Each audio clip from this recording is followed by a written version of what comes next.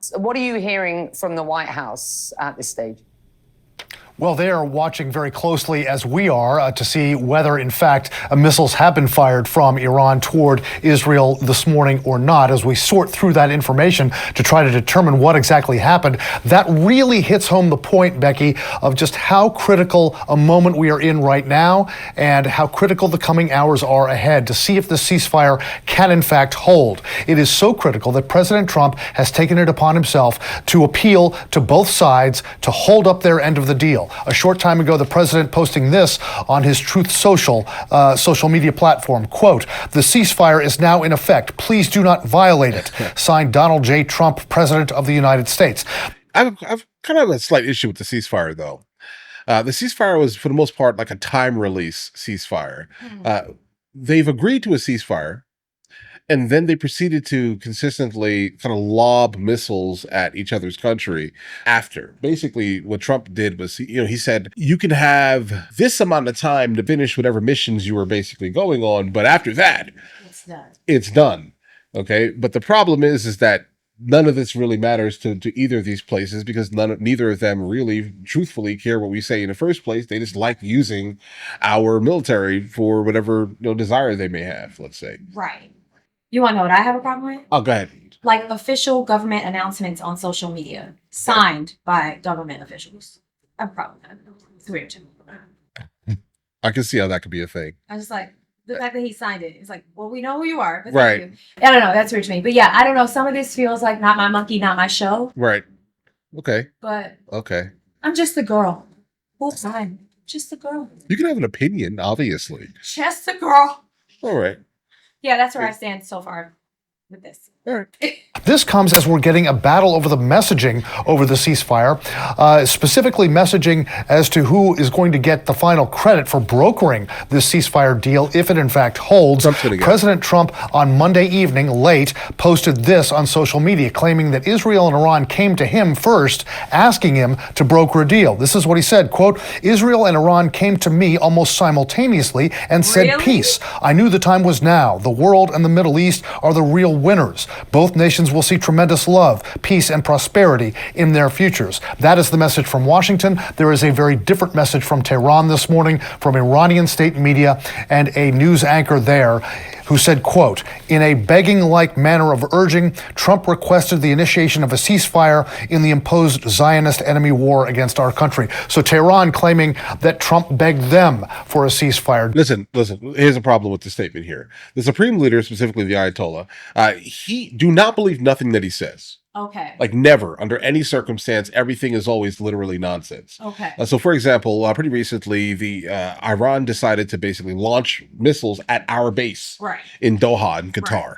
Then information comes out, obviously, immediately after saying, hey, we're going to pre-warn you so you guys can get all the Americans out, but we're going to throw missiles at you symbolically with the amount of times you hit our country in Fordo, basically the nuclear sites, symbolically. So it was basically a symbolic attack. Nothing landed at all. They were all taken down with our THAAD or Patriot systems that we do have over there near the U.S. Embassy in Doha, along with the largest military base within the region in Doha. Okay. All right, so they knew it was nonsense. Then the Supreme Leader goes back to their country and says it was an amazing feat of military might and all types of craziness. Don't believe nothing this man says. He's lying to his people consistently. His people do not even like him. Okay? They don't like him. They don't like the leadership because obviously he's a dictator. Yeah. But the dictator is in fact lying to the people consistently. Every time you see like protests out there that are like, anti-American, down with America type of flag scenarios, it's all basically state sponsored. It's paid for by the Supreme Leader. It's nonsense. It's all consistently nonsense. It's show, it's pomp and circumstance. It's just nonsense. So don't listen to anything this man has to say. I'm sorry. Whatever I see it and I read it, but I expected it to come from him. Right. So I would need a different source. No, I need another source. Yeah. Donald Trump claiming that Israel and Iran came to him asking for a ceasefire. In the middle of this, CNN has some very critical reporting from our colleagues Kylie Atwood, Jennifer Hansler, Elena Treen, Jeff Zeleny, and Zachary Cohen. They are reporting that behind the scenes, Donald Trump's national security team and his diplomatic team worked furiously in those critical hours after Iran launched an airstrike against that U.S. base in Qatar, that this team worked furiously behind the scenes to try to broker a ceasefire deal. According to our sources, President Trump himself communicated directly with Benjamin Netanyahu, the Prime Minister of Israel, and he communicated directly with the Emir of Qatar, Emir Tamim bin Hamad bin Khalifa Al Thani. At the same time, J.D. Vance, the Vice President, Secretary of State, and National Security Advisor Marco Rubio, and Middle East Envoy Steve Witkoff, they were the ones communicating directly with the Iranian side through indirect and direct channels there. So a lot of diplomatic flourishing going on in those hours after Iran launched those missile attacks on the U.S. base in Qatar. Again, the crucial hours coming, Becky. We are in such an important period right now to see if the ceasefire does indeed hold. Yeah. They're watching it very closely, of course, here in Washington. And Brian, very briefly, Israel touting its remarkable success, saying that it has, effectively fulfilled its goals in its attacks on Iran. Yes. And many around this region and within Israel suggesting that it should now take a break, let Mossad, the Air Force, the Public Front, take a breather, step back. We have learned that that is not necessarily Benjamin Netanyahu's style. He has not necessarily been looking for off-ramps or political solutions. And that I hear time and time again in the region. I am not. Are we surprised? No, I'm not that surprised at all. No. He's just trying to end, another place, basically, some place that he feels as if is threatening him, which is true though. Just understand that for a second here, that Iran in fact threatens Israel on a consistent basis. Most of the places over there strongly detest Israel, and along with anything that resembles our Western way of life. That's just a fact here. So in the context of that specifically, he's not wrong, right? So where I am, how much influence does Donald Trump have over the Israeli Prime Minister at this point? Is it clear? I don't think it is very clear, Becky, because as you remember, at the beginning of the Israel-Iran conflict, some 13 or 14 days ago, well, it began about 12 days ago, but about 13, 14 days ago, you had President Trump in Washington saying, I don't want the Israelis to do this. He did not want them to launch this series of attacks on Iran and on their military facilities. They did it anyway. Yep. The Israeli Prime Minister said he did not have to check with Washington before doing that. Right. But he knew immediately that we were going to come to save them because, hey, listen, this is just what we do here.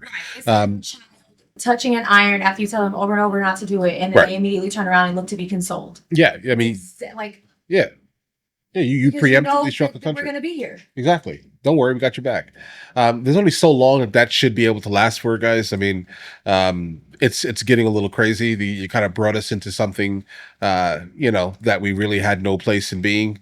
Specifically, don't get me wrong here. They are in fact threatening the West. Okay, I get it, right? But could there have been any other thing done other than specifically striking another sovereign nation, when one of the lead advisors that was hired on, Tulsi Gabbard, literally said that Iran had no capability of even, creating anything, weapon-oriented with what they had for another 5 years. So if that information was already out, I think that should have been taken into consideration. But obviously, it couldn't be taken into consideration at all. We didn't have time to, because Israel preemptively struck Iran. So we had to jump in. He's like, no, I want to. So I will. Yeah, that's it. Even we're though here. You're telling me they have no defense. They have nothing over there. Right. Okay. So it's definitely, a tricky, very tricky scenario here. Let me go ahead. Let me ask you this. Yeah. So I think a lot of people immediately see this happening and they blame the Trump administration. Definitely. You see it all the time in any comment section of any like mainstream media thing. Yeah. Y'all, look, this is who you guys voted for. Yada, yada, yada, yada. Right. How much control either way do you think Trump had in this situation? Of this? Nothing. Because again, Netanyahu doesn't listen to anything but accepts our money and accepts our military to back him under all of his Just things. like my toddler. It's kind of like, who's running the United States of America? Is it the president, or is it some other country in the Middle East? Fuck it. Because like I never understood at all why this was a thing. They're not a right, because we have other, like we actually have territories that don't get as much support as specifically the state of Israel. Yeah. Right? I mean, I get it. Don't get me wrong here. I mean, there's a lot of like religious stuff kind of involved that people attribute to Israel. So this is why people kind of, back it immediately. But guys, if we have an issue with giving money specifically to the Ukraine at the rate that we do, then I don't see how this one singular place has the ability to bring in, it seems like a weird bias. It's a weird one. For sure. And pretty much based off of the party that you kind of exist within will depend on what you care more about, let's say, in terms of that. And it's interesting. It's crazy. It's the craziest thing in the world.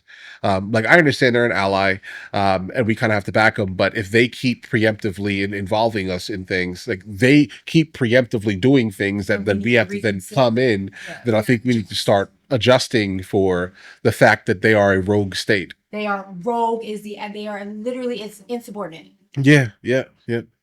But guys, that's it. We're going to go ahead and end this video out here.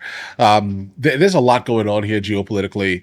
I do think that seriously that there's going to be, ceasefire violations on both sides, most probably. Things are not done. Things are not done. They're just not going to end here at all, because I can't imagine them doing that, guys. But all right, this is my cousin Britt Reacts. You can find her. Her link will be in the description. In the meantime, I'll catch you guys later.